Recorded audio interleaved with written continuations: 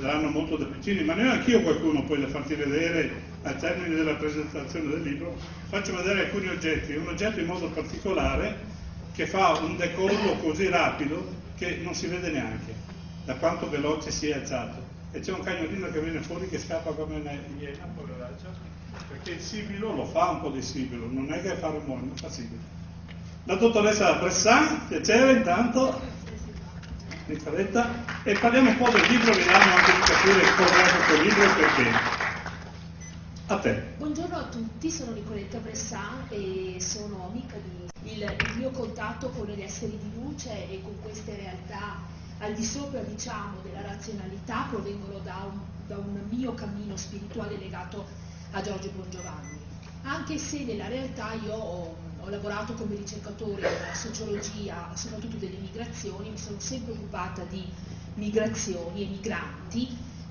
Poi ho conseguito una specializzazione in criminologia internazionale e un dottorato di ricerca in sociologia economica e attualmente lavoro con la Cina, quindi io sono spesso in Asia e ho appunto per lavoro contatti con il mondo cinese.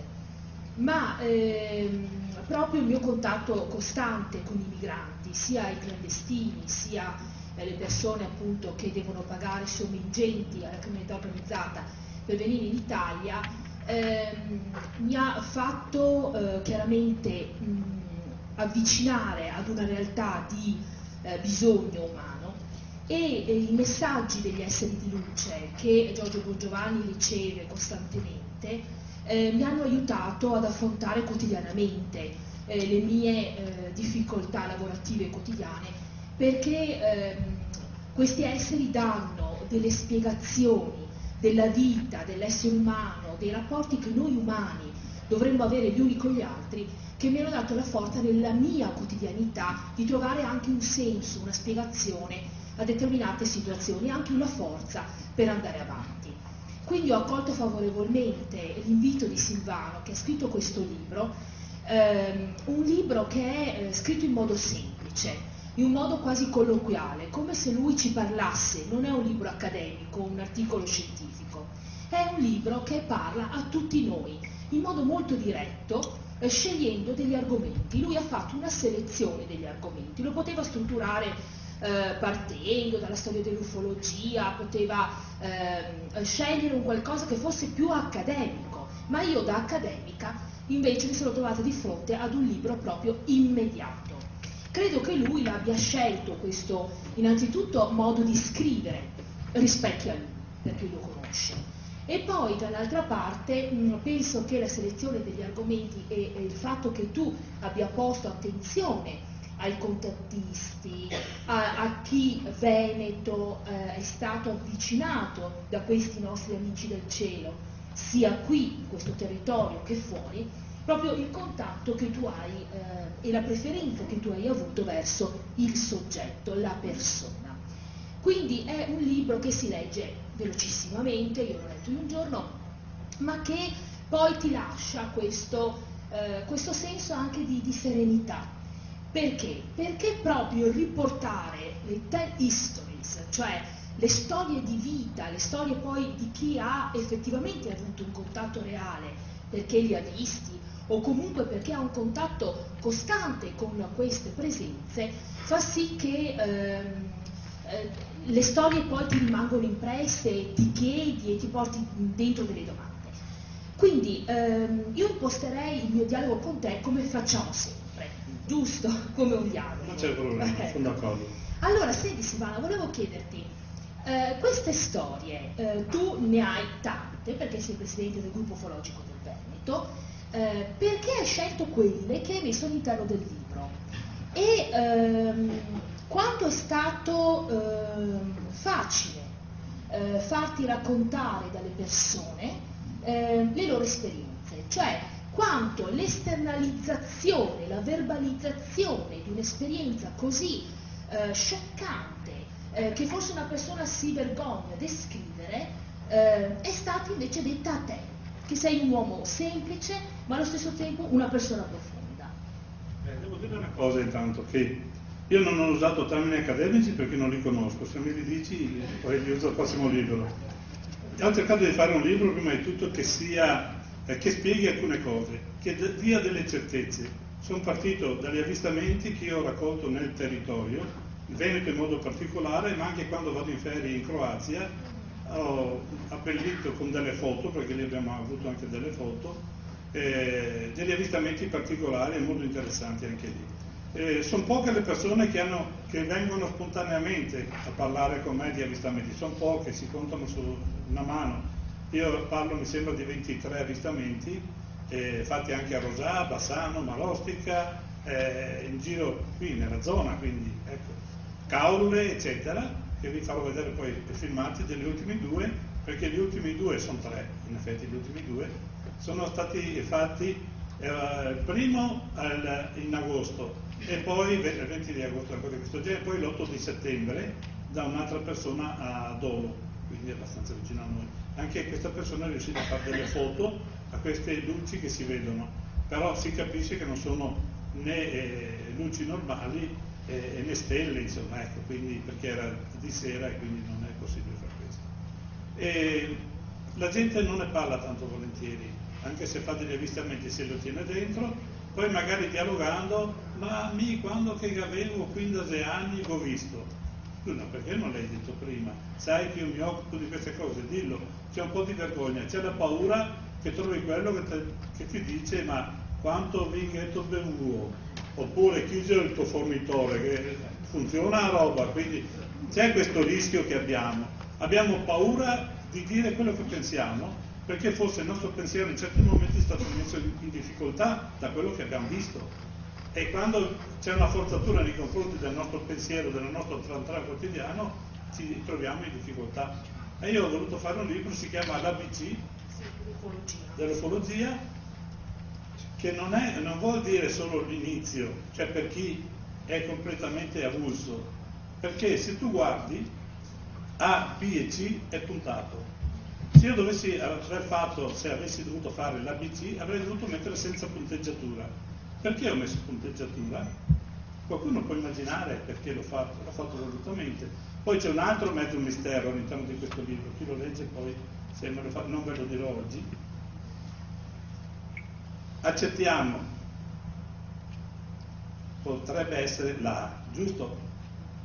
Con benevolenza, la B, il contatto. A, B, C. Il motivo che io volevo dare era questo, non era solo l'inizio, è anche un inizio, perché spiego come si fa, con un esempio qui cerchi sul grano, a capire quali sono quelli fatti dagli uomini, che gli uomini sanno fare dei cerchi molto difficili e molto belli, però ci sono sei situazioni per cui evidenziano se è fatto dall'uomo o se è fatto dagli alieni. Però in queste storie io mi ricollego alla domanda che dal pubblico è stata fatta prima, cioè ci sono alcuni che ti ho intervistato che hanno detto io li ho visti, ho visto qualcosa, però continuo a non crederci. Cioè il contatto non porta ad un cambiamento reale delle proprie convinzioni. In alcuni sì, in alcuni soggetti che tu hai incontrato sì, in altri no. Secondo te questa resistenza, io ho visto ma continuo a non crederci, è dovuta a che cosa? A mio avviso, perché poi non posso essere nella testa della persona che me l'ha raccontato, è una cosa così grande che questa persona ha vista che non ci crede. Se noi facciamo vedere dei filmati, se sono belli sono falsi, se sono brutti ma si vedono male, si vedono da lontano e non si riesce a vederli bene. E allora ditemi voi cosa dobbiamo fare, perché poi c'è questo problema. Se è bello, che si vede bene, perché non accettare che sia anche questo un UFO e non qualcosa creato dall'uomo? Anche perché l'uomo non riesce a creare delle macchine che arrivano a quelle velocità svalutative, e poi farò vedere qualche filmato. Ma nella pagina 10 e 11 io ho 3 filmati, qui vedete, chi c'è il libro può andare a guardare, di uno di Tiene, che ha voluto rimanere anonimo, poi per quello che dicevi tu, Nicoletta. E questa persona ha fatto ad Asiago in ferie, ha fatto questi 3 filmati, il primo dura 3 minuti, quello fatto il 13 di agosto, quello del 23 agosto dura circa 20 minuti e poi ce n'è un altro fatto a settembre. Fermiamoci i primi 2. Ha fatto dei filmati dove si vedono delle cose che non possono essere stelle, non possono essere elicotteri, non possono essere aerei, non può essere niente di normale per quanto riguarda l'aviazione terrestre. Ciò nonostante, non ci crede all'UFO ancora adesso, a settembre, a un venerdì, si è sentito obbligato a tornare su ad Asiago ancora, perché lui da Asiago riprendeva questi filmati. E si è sentito spinto, tenete presente, questo aveva finito i soldi e le ferie. Però ha fatto un weekend, è andato il venerdì sera, ha avuto questa spinta, è tornato su il venerdì sera, ha fatto sabato notte lì, e il venerdì sera andare al sabato notte, che era alle 3:08 dell'8 di settembre, ha fatto un filmato dove si vede qui e c'è in azzurro, però quest'ultimo filmato, questo oggetto cambia di luce, passa dall'azzurro, va al rosa e cambia continuamente la luce, quindi ha detto vieni su che ti faccio vedere qualcosa ancora più incredibile rispetto a prima. Ciò nonostante lui non crede all'UFO, pazienza, cosa volete farci? Però è incredibile il fatto che spesso, no, gli esseri umani sono un po' statici, lenti, no? Sia nel credere, nel pensiero, nell'azione. Quindi succede che questi nostri amici ci spingono col pensiero, cioè ci dicono dai, vieni, che mi devo mostrare a te e attraverso di te tu mostrerai queste foto agli altri. Cioè spesso, ma non solamente in storie qui, in altre storie ancora, le persone dicono io mi sono sentito guidato di andare lì, mi sono sentito spinto di andare lì. Quindi da parte di questi esseri c'è la volontà di effettivamente entrare in contatto con noi, effettivamente parlare con noi e, come diceva appunto l'ingegnere precedentemente, di darci la possibilità di aumentare la nostra consapevolezza, cosa che in effetti chi ha potuto leggere i messaggi presenti nel sito di Giorgio Bongiovanni, questo emerge, cioè quello che questi esseri continuano a dirci è voi non siete coscienti fino in fondo di cosa state combinando sul pianeta Terra, non siete coscienti che non c'è più una scienza con coscienza, ma una scienza senza coscienza, e quindi i continui loro messaggi sono proprio cercare di aiutare noi esseri umani ad evolvere, ad essere più coscienti di noi stessi e della nostra appartenenza all'universo. Ma secondo te queste persone che sono state appunto contattate hanno potuto effettivamente, tu intervistandole, collegare poi l'avvistamento, cioè la presenza che loro hanno visto, poi con quello che a livello sociale e di pianeta sta avvenendo, no? Cioè la natura ci sta parlando, si sta ribellando.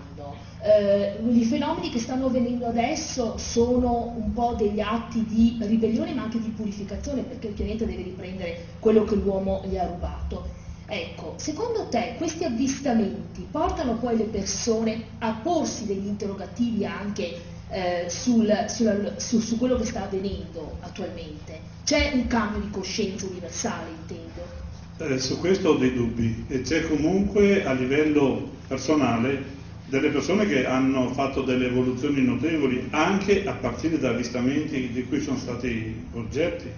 Io ho qui davanti una persona che ha cambiato molto il suo modo di pensare. Dico bene? Siamo d'accordo? Ha fatto l'avvistamento, è quello, sto parlando del Pozzetto di Cittadella, praticamente. Sta facendo un percorso molto interessante. Lei ha preso coscienza, però diventa difficile.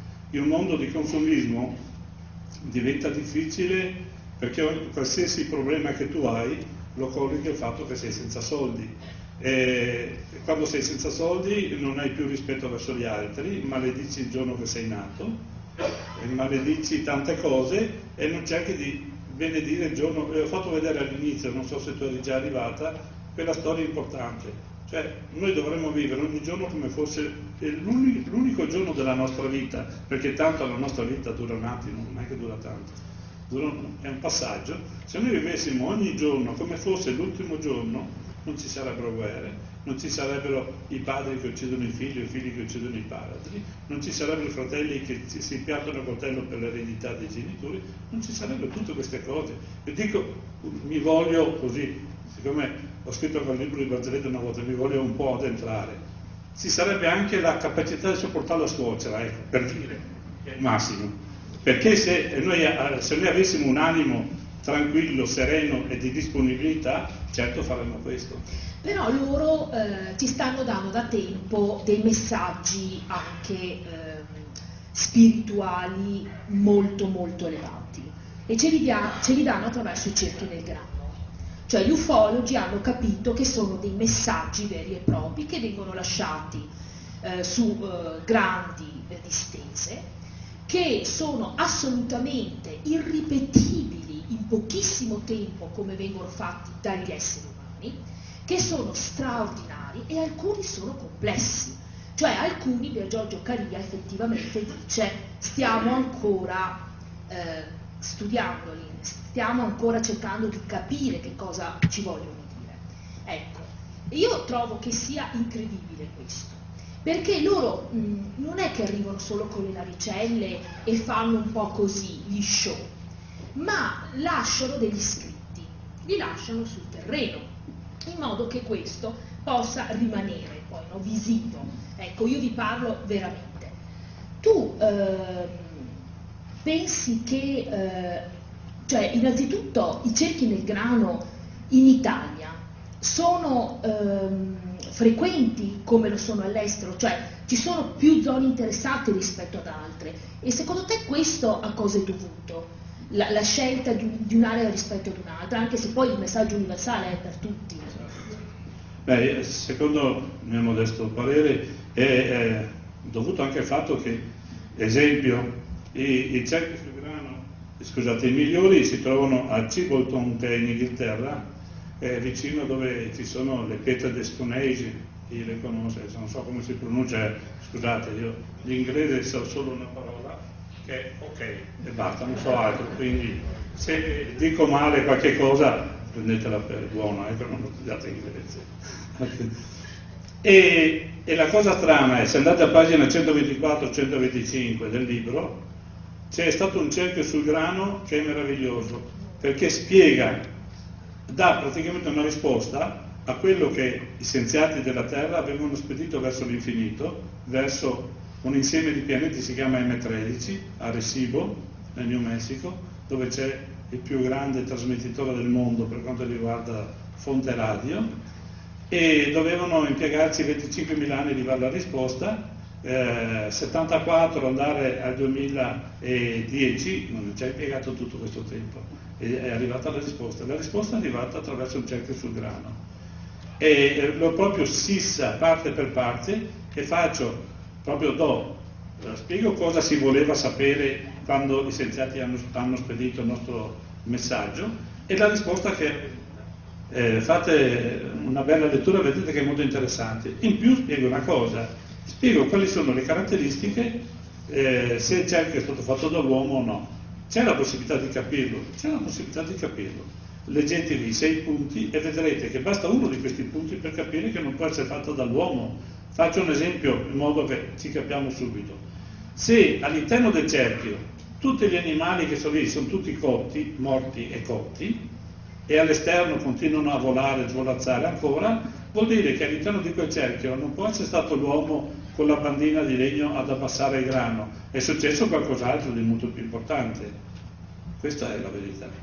Ma questo è uno, ma ci sono altre cose, sono 6 le motivazioni che io spiego per riuscire a capire se questo cerchio sul grano è fatto dall'uomo o fatto da oggetti alieni. Infatti nella prima foto, quando parlo di cerchio sul grano, faccio vedere proprio un fermo immagine delle 2 sfere che in 1 secondo e mezzo, 2 secondi fanno un cerchio di 80 metri, scusate, in 2 secondi scarsi. Quindi vuol dire, e lì c'è un filmato, ma quello lì è fatto ad arte. Sì, tutto si può fare ad arte, però prova a farlo, perché poi chi mi dice prova tu a fare anche costruirlo in laboratorio tecnico, nonostante la tecnologia che abbiamo adesso, fallo tu.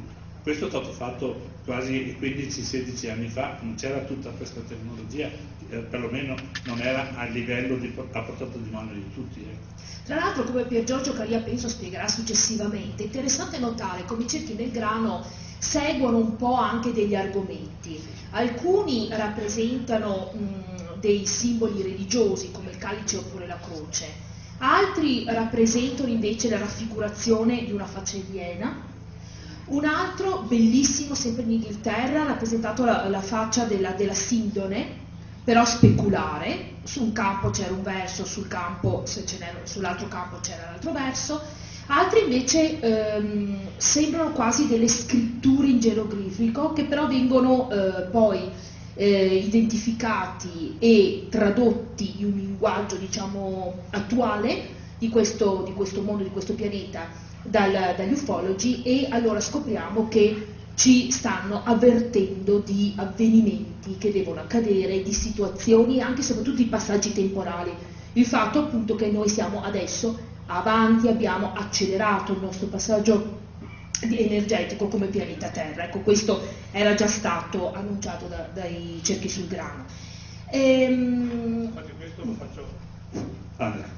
Questa cosa la faccio dire ai contattisti, sì, perché c'è un capitolo specifico sui contattisti e attraverso i loro messaggi praticamente do spiegazioni di quello che stai dicendo. C'è bisogno di un innalzamento spirituale dell'uomo e questa cosa è lontana a venire, quindi dovremmo un attimino tutti pensare un po' meno al denaro, però senza denaro non si fa niente nella vita, e pensare un po' più a elevarsi ognuno di noi singolarmente. E questo spiega anche il motivo perché se tutti e due guardiamo verso una parte, uno riesce a vedere l'oggetto e l'altro non riesce a vederlo, ci sarà pure qualche motivo.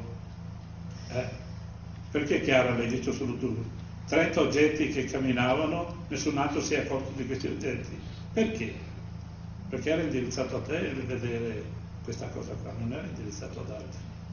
E quindi hai visto l'astronave e l'hai vista in maniera limpida, perché da come la raccolta testimonianza l'hai vista in maniera limpida, hai visto un'astronave grande e 30 astronavi, una trentina, ecco, sì, di astronavi piccole, va e viene come le belle donne, vabbè. Perché prendo l'altro, eventualmente poi cambio perché c'è la batteria forse. Però il cielo ci sta parlando in milioni di modi, no? Cioè gli avvistamenti, le navicelle, gli avvistamenti poi effettivi, quando si manifestano, lasciano dei messaggi, i contattisti, quindi coloro che hanno avvistamenti sul lungo periodo, che sono portatori poi di messaggi universali, che i governi sanno benissimo, compreso il Vaticano, e stanno anche molto attenti a quello che gli viene detto dal cielo, e poi i cerchi... a proposito del Vaticano, scusa, hai toccato un argomento importante. E poi i cerchi sul grano. Tutti questi sono segni visivi, effettivi, che loro continuano a scuoterci, okay? Dal punto di vista spirituale. Però, appunto, ti volevo chiedere questo.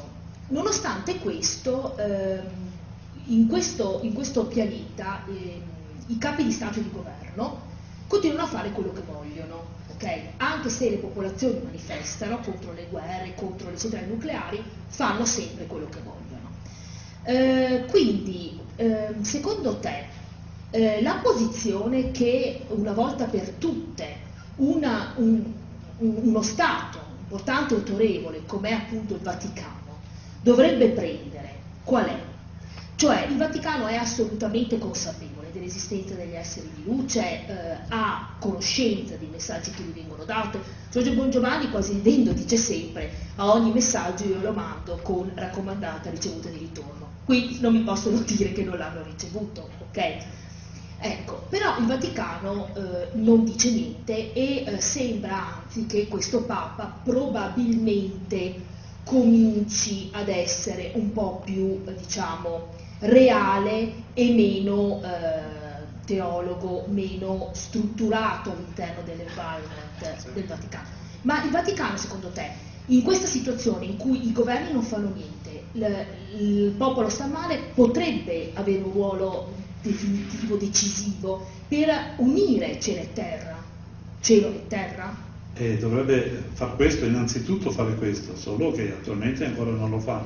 Però ho speranza in Francesco, nel senso che è riuscito a mandare a casa Sodano, il cardinale Sodano, che è una gran bella cosa, che è stato responsabile delle dimissioni del Papa precedente, abbiamo un Papa in pensione, e proprio perché lo IOR, che è la banca del Vaticano, era gestita da Sodano, e il Papa aveva cercato di mettere un tedesco a dirigere quella banca, è stato fatto fuori, gli hanno tagliato le gambe. Questo Papa non si fa tagliare le gambe, le taglia lui e gli altri. Sodano l'ha già spedito a casa, gli ha detto via, e ha messo una persona che è molto molto molto più onesta, che nessuno fino adesso ha niente da recriminare nei suoi confronti, eccetera. Il Vaticano sa di questi avvistamenti. Beh, io cito Monsignor Capovilla, che testimonia che Giovanni XXIII ha avuto un contatto con un alieno che era un grigio, un abitante di Zeta Reticuli, per capirci. Hanno visto, erano a Castel Gandolfo, hanno visto questa astronave. 2 esseri di luce. No, uno ne hanno visto. 2 angeli. No, questa è un'altra cosa. Io sto parlando della testimonianza di Capovilla. C'era un'astronave, hanno visto questo essere che emanava luce dal corpo, ma era un grigio, non era né un angelo né altre cose. E ha parlato mezz'ora con Giovanni XXIII, mentre Capovilla è rimasto un po' più lontano. La cosa bella, si mettono in ginocchio da subito, tutti e due, poi gli dice alzati, vieni qua, e hanno parlato per parecchio tempo. Ma io sono partito dal 1500, dove c'è stato a livello di chiesa già un altro avvistamento, e poi quando noi facciamo degli incontri a livello così nazionale e internazionale, la chiesa ha sempre delegato una persona. C'era Monsignor Corrado Balducci che partecipava alle trasmissioni, e lui dice che è probabile, altamente probabile e auspicabile, che tra l'uomo che è così infimo e gli angeli che sono così eterei, così evoluti, in mezzo ci sia qualcuno che non è angelo e che è più evoluto dell'uomo sul piano spirituale. E leggete in questo capitolo, che è molto interessante perché è storico, anche parte dalla storia degli avvistamenti del Vaticano. Io dico che anziché il Vaticano sono stati interessati tutti i capi dello Stato. Diciamo che Eugenio Siracusa, che è uno dei più grandi contattisti che abbiamo avuto in Italia, è finito in carcere perché a qualche presidente di repubblica straniera ha dato un messaggio dove parlava di cose che erano top secret. Non mi si era perché ha palesato delle notizie che erano sorrette da segreto che non si poteva rompere. E cosa vuol dire questo? Che Eugenio Siracusa aveva queste conoscenze da poter lui sapere, da scienziato non era mica scienziato, era una persona normalissima. Quindi loro vorrebbero... Finito? Si è esaurito? No. Vorrebbero parlare con i potenti della terra, sono i potenti della terra che non vogliono. Perché qualcuno dice, perché non vengono in piazza San Pietro in massa, si fanno vedere, tanto visto che il Papa lo vedono in tutti, durante la messa del mezzogiorno della domenica, sai, vanno lì e lo vediamo tutti quanti, ma loro non possono intervenire contro la nostra volontà. Noi abbiamo una piccola cosa che è un dramma, secondo me, il libero arbitrio. Il problema è che non lo sappiamo gestire il nostro libero arbitrio, che loro potrebbero intervenire, potrebbero fare alcune cose. Loro, quelli che sono qui, hanno delle basi qui. Una contattista di Marostica sostiene che c'è una base sull'altipiano di Asiago, l'ho già detto in altre occasioni, lo scrivo nel libro, perché lei c'è già andata, fra le altre cose, e ovviamente questi qua sono qua perché sono a protezione del pianeta Terra. Noi lo stiamo distruggendo, prima di essere distrutti loro intervengono a salvare il pianeta però, non a salvare l'uomo, perché è l'uomo che è stato la causa della distruzione del pianeta. Io spero che non arriviamo a questo olocausto. Però insomma la natura sta dimostrando che in effetti intanto non è un soggetto morto o amorfo, è un soggetto vivo che ad ogni danno che subisce risponde, e questo viene spiegato abbastanza bene all'interno di questo libro, anche se con parole semplici, non dottorali. Io non sono dottore, quindi fatto la terza media perché mi hanno obbligato. Comunque tu parlavi, sarebbe bello che loro, no, cioè gli esseri umani li provocano e dicono vabbè, scendete in massa. Però attenzione, non è detto che questo non accadrà, perché a Giorgio Bongiovanni è stato chiaramente detto che adesso con il passaggio energetico della Terra a una dimensione superiore noi dobbiamo maggiormente prendere coscienza, e quindi ci saranno sempre più avvistamenti e succederà che loro si faranno vedere in massa. Quindi dobbiamo essere preparati, nel senso che l'alternativa è il panico totale, oppure dall'altra parte ci dobbiamo preparare che effettivamente questo contatto avverrà. Da Veneta trovo che sia molto bello che una donna di Marostica abbia dei contatti costanti, continui con queste presenze, E tra l'altro queste presenze le avevano anche detto quello che lei doveva fare nella vita quotidiana per poterli vedere in modo molto evidente. Questa persona tu la conosci, insomma, direttamente, e lei è stata nelle basi di questi nostri fratelli cosmici. Lei ha, dal momento in cui ha questa amicizia, questo contatto, si sente gravata di un peso proprio perché è stata scelta nel contatto. Come vive, tu che la conosci, questa sua situazione e questo come la pone poi in relazione con le persone che fanno parte della sua quotidianità, perché comunque voglio dire c'è sempre scetticismo, indipendentemente da dove si vive. Se lo abbandoni un attimino si arrabbia e non risponde più, ok. Ecco, a pagina 99. A pagina 99 del libro spiego la storia di questa contattista anonima, vuole rimanere anonima per scelta sua, quindi io la rispetto ovviamente. E ha fatto una foto alle 2:30, 3 di notte verso un'energia che parlava con lei. Inizialmente gli era apparsa come un incappucciato, chiamiamolo così, perché aveva cercato di presentarsi come essere umano. Poi invece si è presentato come realmente è, forma di energia. E la prima foto si vede molto poco. Le hanno detto che anche nel loro essere ci sono delle persone che sono più evolute e meno evolute, ma che anche lei si deve evolvere se vuol vedere meglio queste energie. E lei ha cominciato a lavorare su se stessa per evolversi. Dopodiché circa 6 mesi dopo ha fatto un'altra foto, che è la pagina seguente, dove questa energia si vede molto molto meglio. È più nitida. È molto molto più nitida. Ed è unica, io non l'ho mai vista, sono delle foto uniche al mondo, non ho mai visto questa qua di energia. Dopo altri 2 mesi la nitidezza diventa eclatante, qualcosa di sbalorditivo, è così chiara che questo essere può essere paragonato a quello che noi chiamiamo Dio. E quindi lei è in contatto con queste energie. Basta vedere l'evoluzione che lei ha fatto, foto di questo genere non le avevo mai viste. E anch'io sono rimasto abbastanza con 2 fanali spalancati, anzi 4, perché ce n'ho 4 purtroppo, molto spalancati, perché è stata una conoscenza che non avevo mai sentito da altre persone. E sì, che con Giorgio Bongiovanni siamo in contatto molto da tanti anni, da 20 anni. Infatti il primo convegno serio l'ho fatto con Giorgio Bongiovanni al Palazzetto dello Sport di Bassano, e quindi ci conosciamo da in illo tempore, si dice. Ecco. Gli esseri di luce quindi contattano le persone semplici e allo stesso tempo appunto poi persone che diventano speciali per l'umanità, come appunto lo è stato Eugenio Siracusa, come lo è stato Maier, come lo è Giorgio Bongiovanni, perché questi hanno una missione insomma incredibile, no? Cioè hanno stravolto tutta la loro vita e hanno questa missione di portare avanti il messaggio cosmico nel corso degli anni, fondando poi delle organizzazioni, delle associazioni, autofinanziandole. Insomma, significa che gli esseri di luce ti dicono: sì, io sono qui, entro nella tua vita, però adesso dobbiamo collaborare insieme, perché qua bisogna lavorare insieme per aumentare la consapevolezza degli esseri umani.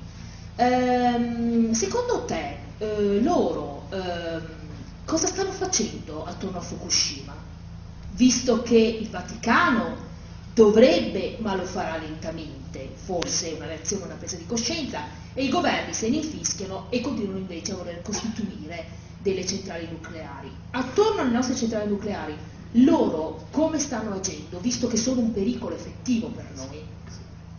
Allora, intanto loro dicono, c'è un capitolo che parla proprio del nucleare, che io aborro, come dice un grande giornalista sportivo, aborro come centrale nucleare, ma loro anche, questi alieni, sono contrarissimi, perché loro dicono: voi siete dei bambini che stanno giocando con un residuo bellico, con una bomba, voi non sapete quanto è pericolosa, ma tanto noi ce ne freghiamo, facciamo, poi le scorie le portiamo sulla terra dei fuochi e seppelliamo lì, sulle cave che vengono, con tutti i nessi e connessi che ci sono. Ho dedicato un capitolo, risale alcuni anni fa, quando il Presidente del Consiglio di allora voleva avviare la costruzione di 4 centrali nucleari in Italia. Me la prendo con lui, me la prendo anche con Obama, perché anche Obama parlava di creare 2 centrali nucleari in America. Allo stesso modo, se me la prendo con uno, me la prendo anche con l'altro. Non ho fatto differenze. E spiego in maniera molto dettagliata perché non possiamo farlo. Germania avevano messo in una cava di salgemma dei fusti di scorie radioattive e lì era un rifugio eterno, sicuro, tranquillo. È bastato che piovesse più del solito, ha cominciato a penetrare l'acqua e l'acqua corrodeva i fusti. Adesso li hanno messi su un posto che è senz'altro sicuro per l'eternità, che è un'ex miniera di ferro. Non esiste niente di sicuro, non esiste niente di sicuro, perché basta una piccola scossa tellurica, ribalta tutto. E allora l'unica cosa sicura è non usare le armi che non conosciamo, non lo facciamo. E se lo facciamo dobbiamo assumerci la responsabilità, perché poi le scorie radioattive, che noi non sappiamo come fare a rendere inermi, a chi le lasciamo? Ai nostri figli e ai nostri nipoti. Come dico sempre quando faccio un convegno, dico: ricordiamoci che noi il pianeta Terra non l'abbiamo avuto in eredità dai nostri padri, ma l'abbiamo in prestito dai nostri figli e dai nostri nipoti, quindi come lo lasciamo? È vivibile ancora fra 30 anni? Avete sentito cosa ha detto prima Mauro? Fra 30 anni non ci sarà né aria e né acqua potabile, ovviamente acqua ci sarà ma non sarà potabile, perché se è acqua acida o acqua di qualche altro tipo, se non possiamo berla, è evidente. Adesso no, non mi ha ancora lasciato, resta con me ancora un po'. E evidentemente qualche problema ce l'abbiamo. Quindi ecco perché insisto sul non nucleare. Qui farò vedere Fukushima. Scusate. No, ma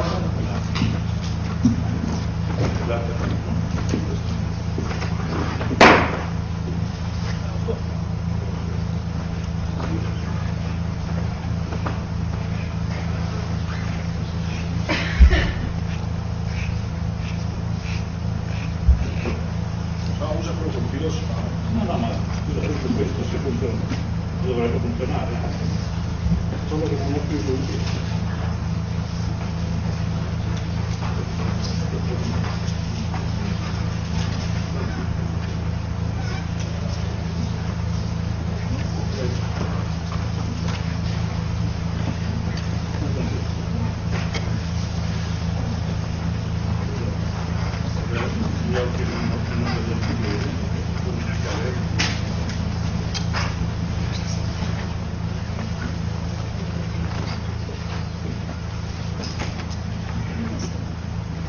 Ok, poi ho le batterie e le cambio dopo.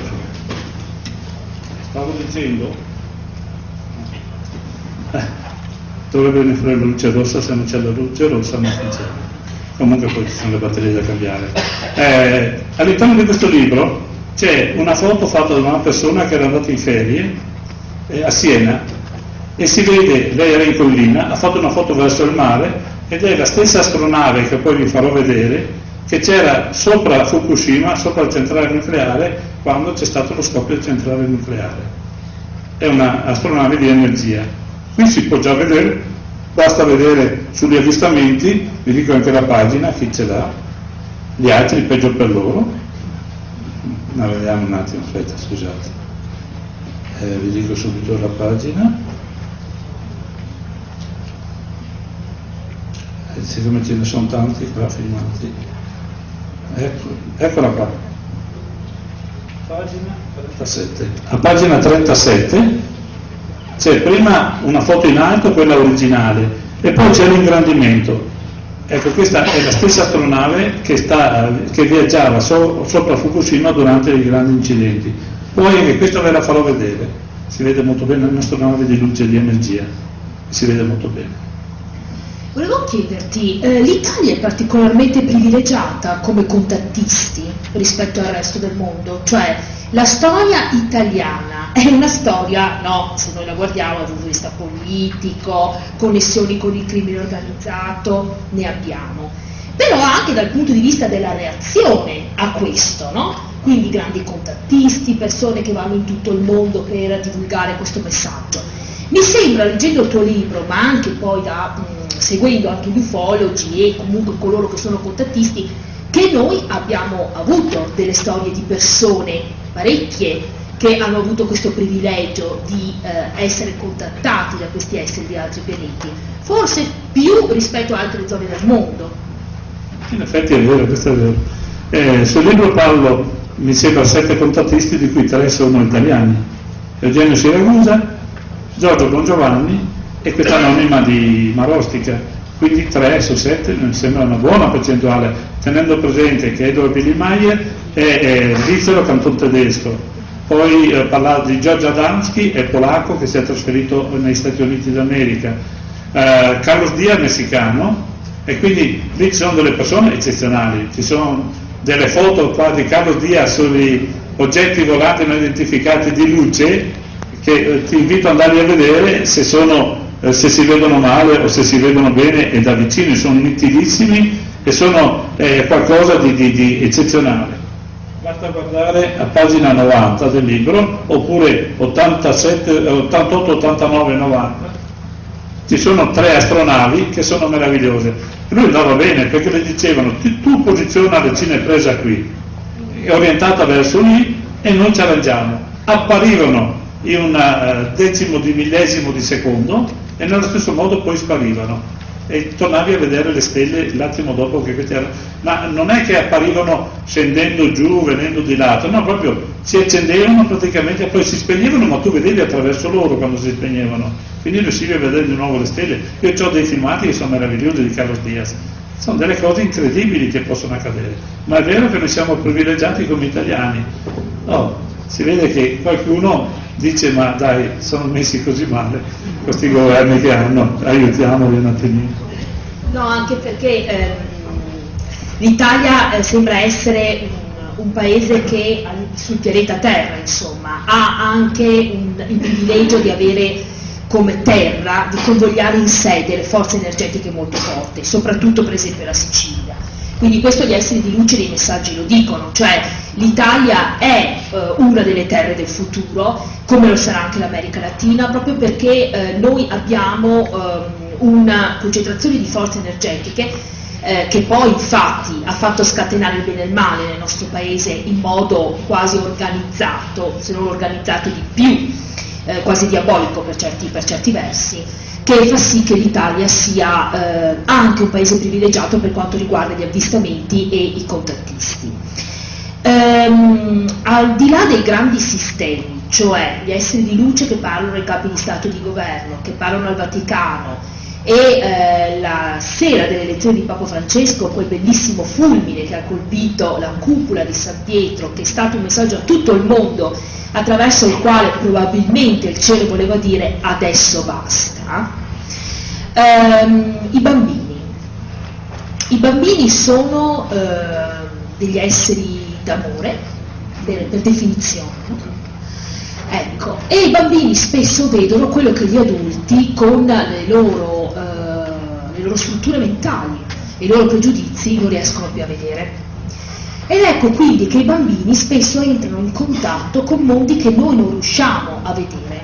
E tu parli della storia di questa bambina che ha un contatto con un drago di un altro mondo, che ha 200 anni questo drago, e in media ne vivono 400, ha detto, e che la madre era molto preoccupata durante l'intervista con te che questa bambina rilasciasse queste informazioni, quando invece la bambina era contentissima finalmente di parlare con qualcuno che la credeva, perché invece lei le ha parlato e è stata un po' stigmatizzata, insomma, sia in classe che nel luogo dove vive. Quindi troverete la storia dentro il libro.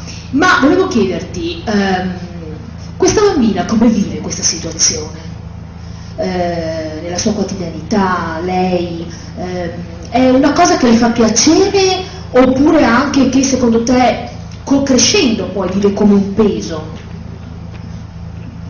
Allora, io sono disposto a credere a tutto, ma non certo ai draghi, e quindi questa era la mia posizione la prima volta che ho incontrato questa bambina con sua mamma. A 5 anni l'ho incontrata, aveva 12 anni, quindi era 7 anni che lei tutti i giorni giocava con questo suo amico.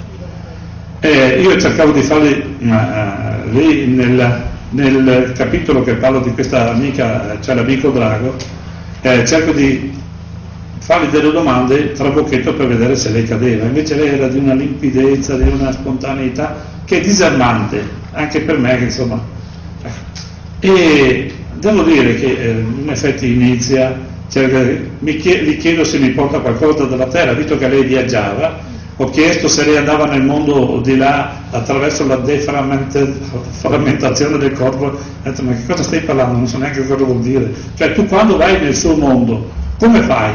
È come attraversare un uscio. Di là non vedo più il nostro pianeta, quando sono di qua non vedo il pianeta loro. Lui mi apre questa porta, io lo seguo, vado dietro, sono di là e sono a casa.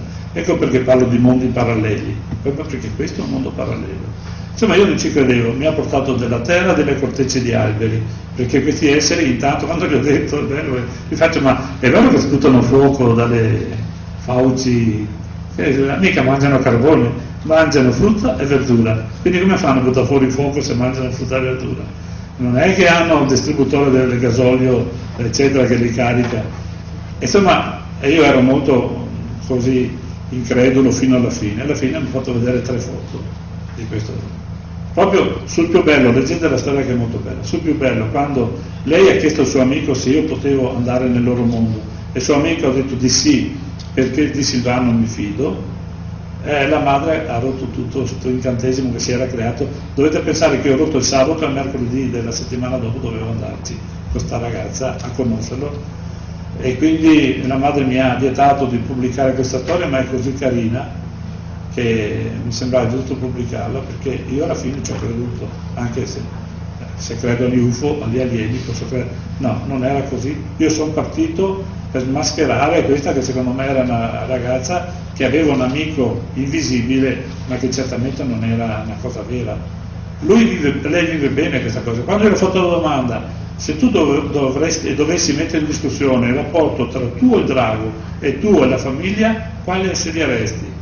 Lei mi ha chiesto, per cortesia non farmi questa domanda, perché sarei in difficoltà. Tra l'altro il drago ha anche detto che spesso i suoi fratelli sono venuti sul pianeta Terra, ma sono stati feriti. Sono stati feriti e sono stati uccisi. Quindi lui ha detto, noi non veniamo più perché abbiamo paura. Quindi, esattamente come capita nell'area 51, così è capitato anche a questi draghi, gli esseri umani quando le intercettano praticamente li fanno a fronte, oppure li studiano. Quindi, insomma, è sempre la solita logica, no? Cioè noi siamo belligeranti quando invece loro vorrebbero essere pacifici, però così noi non ci evolviamo, stiamo a questo stato e loro continuano invece a dirci che ci stiamo arenando e quindi lo stiamo andando avanti.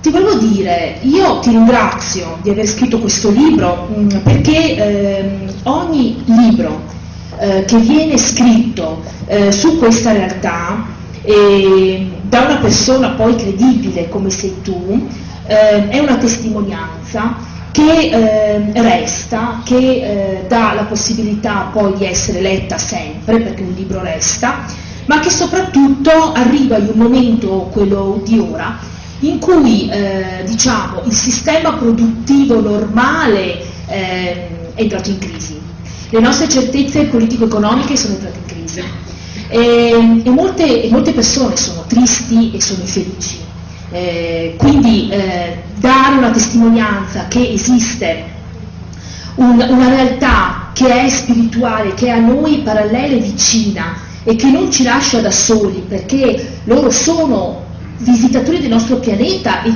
ci sono vicino, perché poi il pensiero crea, quindi essendo creante permette anche a noi di migliorare il nostro quotidiano, è effettivamente un gesto di amore che tu hai fatto verso le persone. Cioè tu non hai fatto il libro per te, hai fatto il libro perché sei una testimonianza per gli altri. Quindi io ti ringrazio di aver organizzato questo convegno e speriamo di poter poi crescere, no? Come aderenti al gruppo, e anche che tu possa raccogliere testimonianze sempre maggiori di avvistamenti, perché effettivamente questo insomma ci fa altro che piacere. Allora, sono io che ti ringrazio. Devo dire una cosa, tornando al mio amico. La prima volta che questa ragazzina ha avuto l'incontro col drago non era sola, era insieme a un'altra ragazza che non aveva ancora compiuto i 6 anni, né lei né la sua amica. solo che la sua amica ha visto un essere cattivo. Lei ha visto un essere dolce, la sua amica è sparita, non si è più fatta vedere, lei ha continuato questo rapporto e ancora adesso continua, non è che ha smesso di frequentare a casa sua mamma, ma lei mi ha detto: quando divento maggiorenne io il tuo numero me lo tengo, se non cambi il numero di telefono. Aveva 12 anni, per cui 6 anni sono già passati 3 anni, quindi mancano 3, perché io ci terrei molto andare a visitare quel loro mondo. Il problema è questo: quando il drago viene qui a giocare con lei, mi ha fatto vedere una foto da lontano, non è visibile solo da lei, è visibile da tutti, e quindi anche dai cacciatori, anche dalle persone che non li vogliono tanto bene, perché comunque non è, io ho visto la foto, lì mi sembra bello, a dire la verità, però se lo vedi volare è come altezza come 3 uomini praticamente, con le ali spiegate sono sui 6-7 metri. Quindi non è che tanto, è un pipistrello di quelli grandi, e se vogliamo vedere, e quindi non è bellissimo da vedere. Comunque ecco, io ti ringrazio tantissimo, anche perché con questo libro intanto voglio dare l'informazione per quanto riguarda avvistamenti fatti nel territorio. Ho messo delle foto che sono meravigliose e che è bene che le abbiamo. Ho parlato di personaggi che normalmente se ne parla a livello singolo, mai a livello comunitario, li ho messi un po' insieme su un capitolo particolare. Ho parlato contro il nucleare e spiegando anche perché sono contro, perché nonostante che noi non abbiamo centrali nucleari, abbiamo dei depositi di scorie radioattive che sono enormi al di là della terra dei fuochi. Proprio cito il sito, il paese dove sono messe e le tonnellate che sono stipate in questi siti. E poi c'è il discorso del drago, e poi come pensa la Chiesa rispetto all'ufologia, cioè non pensa, però tutti quelli che parlano di ufologia nella Chiesa dicono che è probabile, che è possibile che esistano, anche perché loro sanno che Giovanni XXIII ha fatto un avvistamento, sanno che anticamente un altro cardinale, ha incontrato questi alieni, quindi non è che non lo sanno. Leggendo poi la storia del drago mi è venuta in mente una cosa: come Hollywood sappia già un sacco di cose, giusto? Sì. Perché facendo tantissimi film di fantascienza, i mondi paralleli li abbiamo visti nei film, gli alieni li abbiamo visti nei film, solo che ci dobbiamo interrogare perché gli alieni arrivano sulla Casa Bianca e la distruggono, cioè perché Hollywood dà un'immagine di questi esseri bellicosa e di questi mondi paralleli come spesso solamente appunto legati ad un'immaginazione dei bambini, oppure assolutamente non possibili, non reali.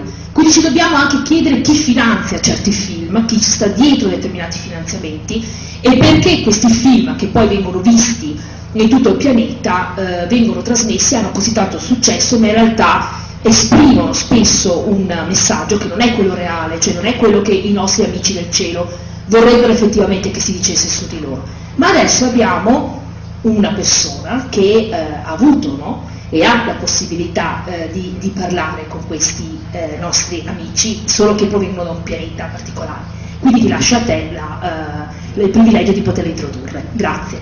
Prima di introdurre, anche perché volevo farvi vedere i famosi filmati che vi ho detto, Fukushima, l'astronave che viaggia sopra, ma sempre su questo tema qua, è bene ricordare anche un altro piccolo passaggio, credo che sia doveroso farlo, che le persone che vanno in contatto con questi esseri sono delle persone che non hanno delle capacità intrinseche specifiche, sono loro che scelgono in base, molto probabilmente, io penso, un po' alla purezza dello spirito, ecco.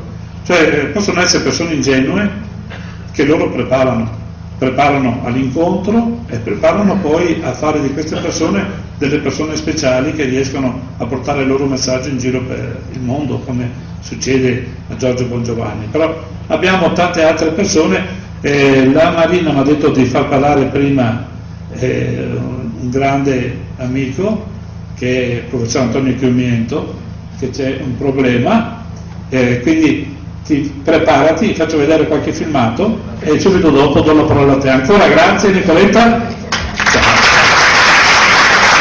La fotografata giù che è messa nel libro. Io ho scritto il libro prima che venisse fuori questo filmato, cioè prima che io vedessi questo filmato, se no avrei fatto riferimento a questo effetto.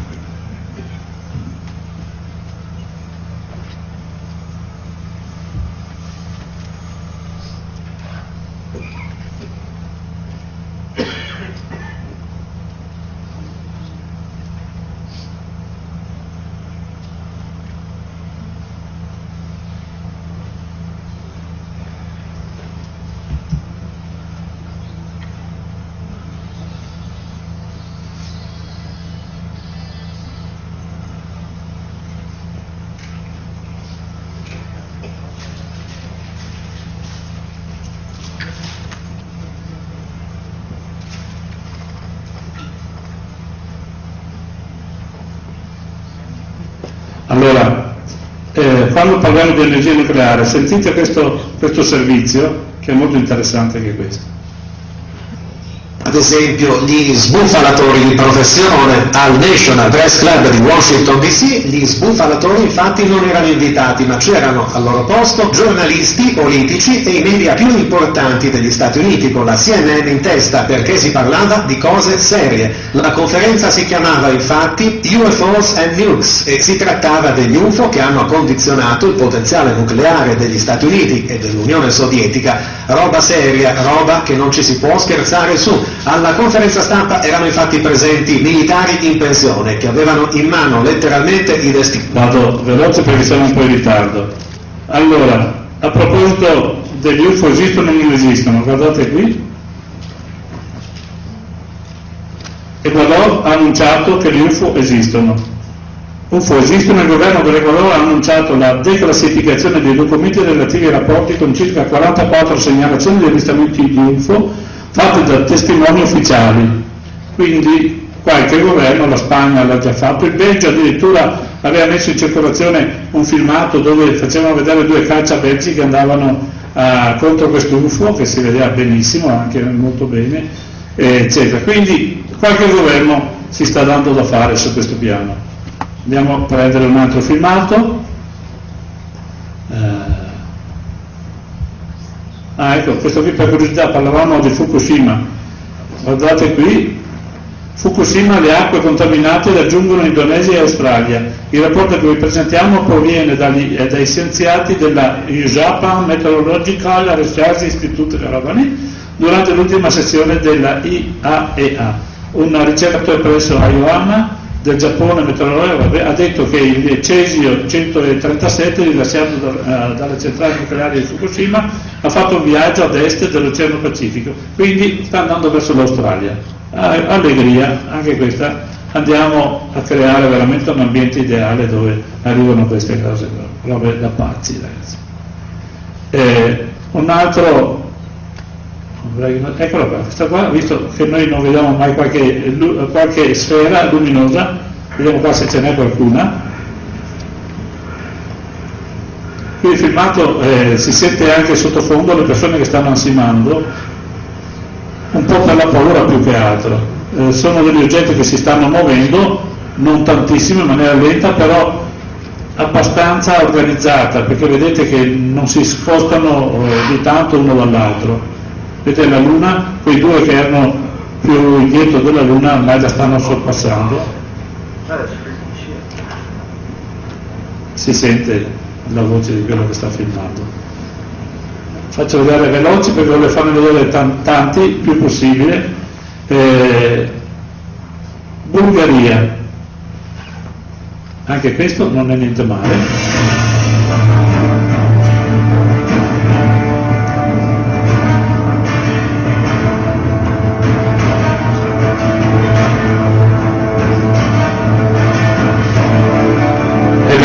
Si vede un po' lontano, però insomma, tenete presente, ecco, avete visto come è partito? Ve lo faccio vedere, guardate la velocità con cui se ne va.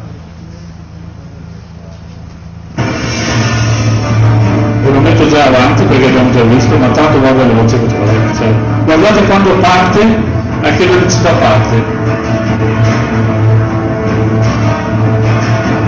Nessun oggetto terrestre potrebbe partire a quella velocità lì da fermo.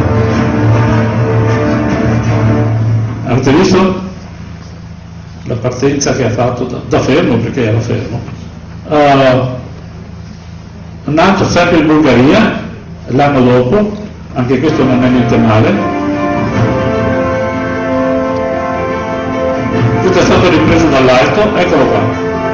Si vede solo una frazione di secondo, però adesso all'aumentatore si vede un po' meglio, eccolo qua.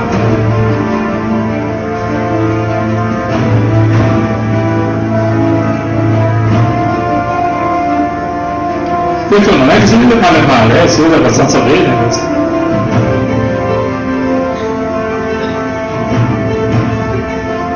Andiamo un altro veloce. Secondo la NASA, questo video filmato è stato fatto dagli astronauti russi, guardate anche questo. Nel 1978 la navicella Salyut 6 visse un'avventura eccezionale, fu inseguita per 3 orbite da una formazione di UFO. Con una telecamera il cosmonauta filmato fatto dalla Salyut, quell'incredibile incontro. 3 oggetti che la seguono. D'accordo con NASA, i sovietici inviarono all'ente spaziale americano copia del videonastro che secondo la NASA è il miglior filmato esistente sugli UFO. Ok, andiamo avanti. Correvano gli anni 50, proprio in quel... Ok, andiamo avanti così. Qui ne vediamo tanti UFO. Guardate quanti sono qua. E qui ci sono quelli bianchi e quelli neri. Sapete che sul dipinto del 500 a Firenze ci sono oggetti bianchi e oggetti neri, sfere bianche e sfere nere. Qui, se fate attenzione, si vedono anche delle sfere nere. Praticamente non emettono luce, per questo si vedono le sfere nere.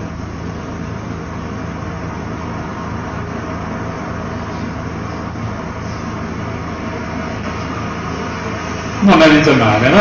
Anche come avvistamento. Anche queste non sono stati che si muovono tra di loro, vedete, fanno dei movimenti, vanno avanti e indietro. Un'altra flottiglia in Perù, anche questa non è male per niente. La televisione nazionale del Perù fa vedere questo filmato. Questo è bello perché c'è un gruppo di testimonianze, è stata fatto da più persone, sono dei filmati che sono stati... Amigo, a ver.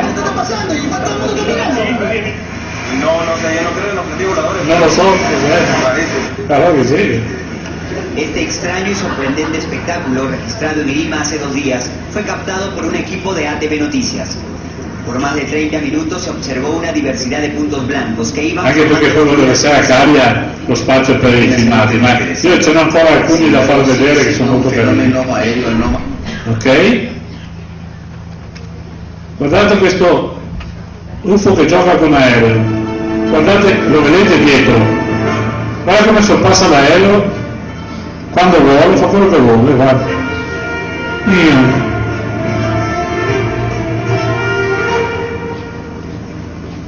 Anche questo non è un aereo, anche perché se fosse un aereo terrestre non potrebbe passare vicino così all'altro aereo, sarebbe vietato secondo le convenzioni aeree. Guardate come questa navicella sparisce ancora più veloce dell'altra e poi alla fine vedete il cane che scappa da dove era in maniera pazzesca. 2011, 5 marzo, l'oggetto, e qua si vede bene, non è che si può dire che si vede male, cosa volete? Che un giro in giorno sente giù su una carichetta? Guardate come sparisce, avete visto la velocità? Aspetta, la faccio vedere di nuovo perché secondo me, ecco il cane che parte, ecco, guardate qua, avete visto? Guardate, aspettate.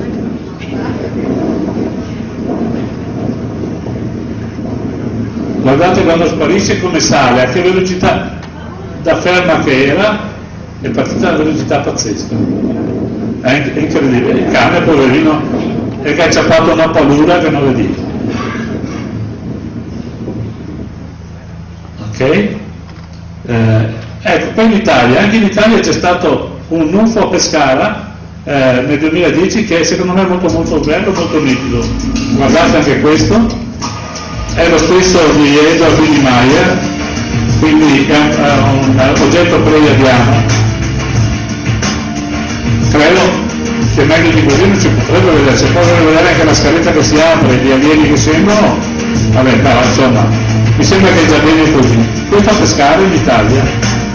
Ma poi vedrete i filmati fatti a Milano, a Cinisello Balsamo, che li porta a Caria, e vedrete dei filmati anche lì eccezionali. Andiamo avanti ancora, un attimino solo. Per l'ultima che è qualcosa di fantastica. Questa qui, allora, e commentatela tranquillamente come volete. Questo è il filmato che è stato fatto. Existen al menos 4 evidencias de misteriosas entidades en el cielo en nuestro país. La primera de estas fue obtenida por Pedro Ávila, un avezado observador del cielo, que logró obtener un video de lo que parecen ser seres luminosi. Dicono che sembrano degli angeli, stai dicendo, certamente è qualcosa di fantastico questo film. Precisamente sobre la Ciudad de México. Estas son las imágenes de tan inusual acontecimiento.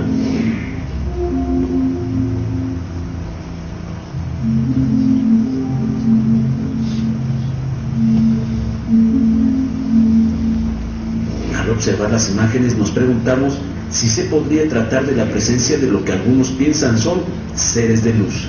En términos más comprensibles, los que eran considerados antes como ángeles. Existen una gran diversidad de crónicas antiguas en donde se hace alusión a estos seres alados de bondad. Ok, credo ne avete visto dei filmati molto carini, no?